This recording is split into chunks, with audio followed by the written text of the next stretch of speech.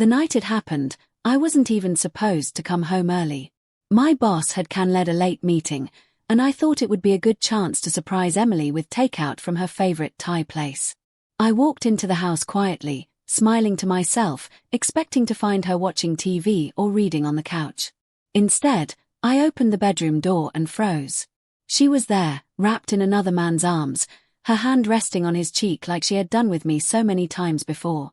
They didn't even notice me at first, lost in their stolen intimacy until I dropped the food bag and the container scattered across the floor. The sound jolted them apart. Emily's face drained of color.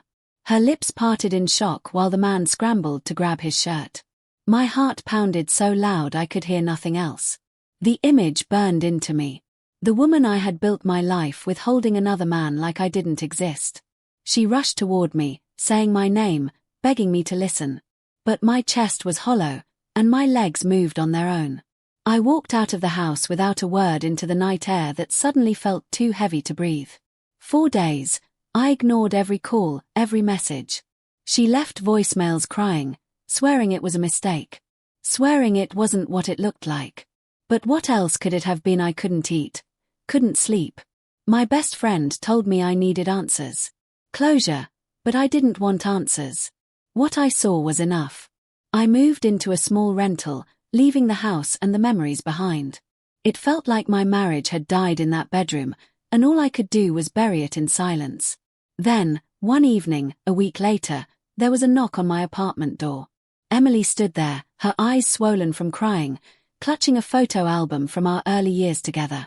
She begged to talk, saying she couldn't lose me. Against my better judgment, I let her in. She told me the man was just comforting her, that she had been lonely because I'd been working too much. She swore nothing physical had happened.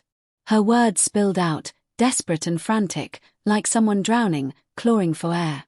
I sat there stone-faced, listening, torn between love and rage. Part of me wanted to believe her, wanted to cling to the woman I had loved since college. Another part of me screamed that she was manipulating me. Still, I didn't throw her out that night. We sat in silence for hours. Her on the couch clutching that photo album. Me staring at the wall, unsure whether forgiveness was even possible. Over the next few weeks, she kept coming back. Sometimes with dinner, sometimes with old inside jokes, sometimes just sitting in the room quietly as if her presence alone might fix things.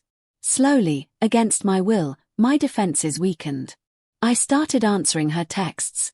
I started remembering the good years, the laughter, the plans we had made. Maybe I thought people made mistakes.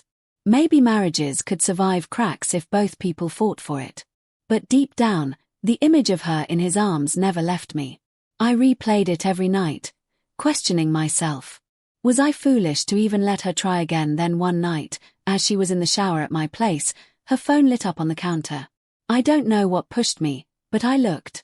The message was short, but it destroyed me all over again. Last night was incredible. I can still taste you. My hands shook as I confronted her. She froze, then tried to lie, then collapsed into tears, confessing everything. The man wasn't just a comfort. He was her lover. She hadn't stopped seeing him, even as she begged me for forgiveness. Every tear she had cried in front of me was a performance. Every promise, another lie. The rage that boiled up inside me didn't explode outward. It hardened into something cold, unshakable. This time, I didn't yell. I didn't beg. I packed her things into a bag, set it by the door, and told her she was done. She sobbed, clutched at my arms, saying I was her world, that she had made a mistake, that she would do anything to fix it. But her words didn't reach me anymore. You already turned my world upside down once, I said quietly. I won't let you do it again. When the door shut behind her, I sank into silence. For months, I had thought losing Emily would destroy me. But in that moment, I realized I hadn't lost anything worth keeping. I had freed myself from the cage I didn't even know I was in. The betrayal shattered me, yes, but surviving it made me stronger. It showed me that sometimes love blinds you and betrayal opens your eyes. Emily tried to come back a few more times, but I never opened the door. And for the first time in years, I began to truly breathe. My world had been turned upside down. But not by her return, by the clarity that she was never the woman I thought she was. Letting her go wasn't my loss. It was the beginning of my freedom.